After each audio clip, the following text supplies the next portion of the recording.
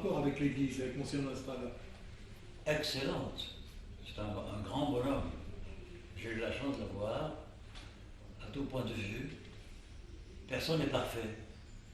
Alors il y a des gens minables qui ne s'arrêtent qu'à l'imparfait. Mais il y a plein de parfaits. Parler de tout ce qui est parfait, qui est extraordinaire. Il a voulu faire une grande chose. Il a voulu créer un grand immeuble pour recevoir les prêtres et les étudiants derrière l'église, dans le jardin. Mais il y a eu des amis qui appartiennent à d'autres religions, qui ont contrecarré ce projet. Et c'est pourquoi, avec l'argent qu'il avait, il a acheté les 3 appartements qui sont ici. Mais sinon, c'était un projet extraordinaire pour recevoir les étudiants et les prêtres, et juste derrière l'église. Parce qu'on a voulu couper un arbre, paraît-il. Enfin, c'était le prétexte. Donc c'était un homme qui avait des visions sur l'avenir. Ah oui. C'était un homme qui avait des visions sur l'avenir, c'était un homme qui était apprécié par tout le monde. D'ailleurs, il a reçu la grande croix de la Légion d'honneur. On ne l'aurait pas donné ça s'il était un bonhomme. Et puis surtout, il m'a beaucoup aidé aussi. Au départ, quand je suis arrivé comme étudiant en 55, je ne savais ni où loger, ni avoir d'argent. Il a réussi à me loger à la Cato pour 100 francs par mois, pendant 2 ans.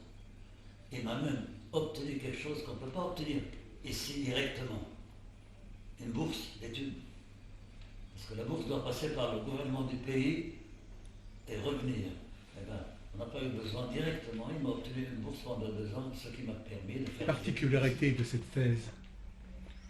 Eh bien, cette thèse avait une particularité de porter sur plusieurs sujets à la fois, en quelque sorte, puisqu'il y avait 2 gros morceaux de résistance qui étaient d'une part l'étude, le catalogue de manuscrits arabes, melkites ou autres, dans les bibliothèques du Liban ou ailleurs. Oui, dont les chercheurs se servent encore aujourd'hui. Oui. Servent donc de base à son travail, et une histoire du mouvement littéraire dans l'église melkite qui permettait de voir les différents objets d'étude menés par les théologiens, les liturgistes, les spirituels melkites au long des siècles.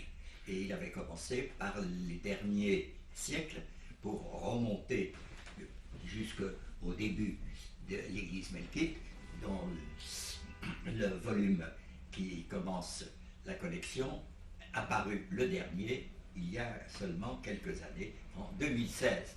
Donc c'est un travail qui s'est échelonné sur une vie entière.